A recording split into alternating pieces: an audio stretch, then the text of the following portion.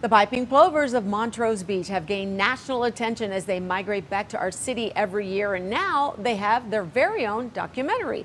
It is premiering September 4th at the Music Box Theater. It's called Monty and Rose 2, The World of Monty and Rose, and the filmmaker Bob Dolgan joining us this morning to tell us more about it. Good morning to you, Bob. Good to see you again. Good to see you, Sylvia. Thank you for having me. Yeah, I think the last time we talked, you were still working on this, so let's go back a little bit. What made you decide to make this documentary? Sure. Well, if you haven't heard about Monty and Rose, they're a pair of endangered piping plovers that had decided to nest starting in 2019 in Chicago. This hadn't happened since 1948. There are only about 70 pairs or so of these birds left in the world. And so when they landed, I was among the first people there protecting them. And I thought, maybe there should be a film. This is the busiest beach in Chicago. It's still mind blowing that they chose to nest there. And it's been a mighty effort to help them out each year since then, for sure. Wow, 70 pairs. That is, I forgot about how low that number is, which is why there's all this hoopla about it. So tell everybody what they can expect when they go see the documentary. Yeah, so because the birds are banded when they're hatched, so there's a big project that puts little plastic leg bands on piping plovers all over the Great Lakes.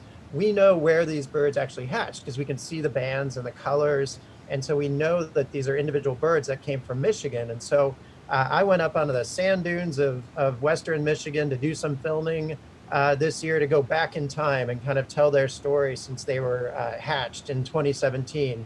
And so it's a look at about 4 years in these birds' lives before, think of it as a prequel, before even they came to Chicago, okay. with a little bit of a sequel too. So then we bring people up to speed, and they go through 2020 and a beach that's left empty by the pandemic, and then they come into 2021, which is essentially where we are now. So it's about a 4-year story. Wow. And so we really go into much more depth into the birds and all of the challenges they face. I mean, they run so many risks out there. Their nests are nothing more than a shallow little scrape in the sand.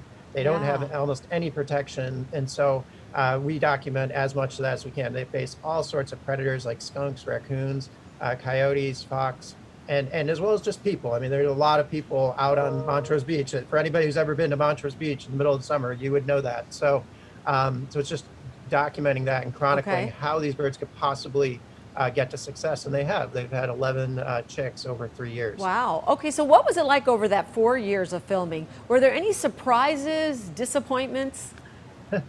Nothing. I mean, there are a lot of ups and downs in the world of piping plovers. There are a lot of risks on the beach. We've lost chicks.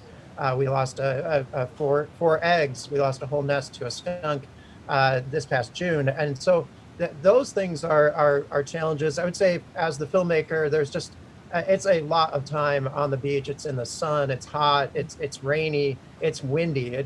I always joke that we should just do a documentary on the wind of Lake Michigan, because that is what we're up against every single day when we're filming. And so it's really just dealing with all the elements and just a lot of hours on the beach. And remember, these birds are only about the size of a softball. They're tiny. So sometimes you get out to the beach, get out to sand dunes, and you don't see anything, and you're like, where am I going to even find these birds today? And so it takes a lot, and it takes a lot of patience and focus. But the reward is that we've just got, I think, an amazing story to share. Right. Well, they added more to the story this year when they came back, and then they ended up the chicks' eggs ended up getting eaten by the skunk. Is any of that going to be in your doc?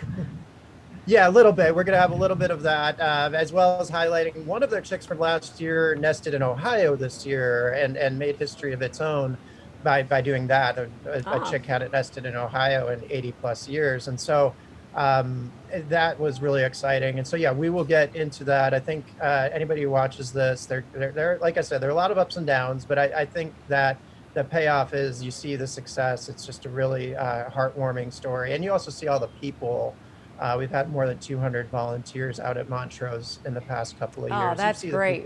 Help. It's really brought everybody together. I love your passion, Bob. I love that you're telling this story. The film is Monty and Rose, and for more information, go to montyandrose.net. Thanks for joining me again this morning. Good to see you. Thank you so much, Sylvia. Take care. Have a good day.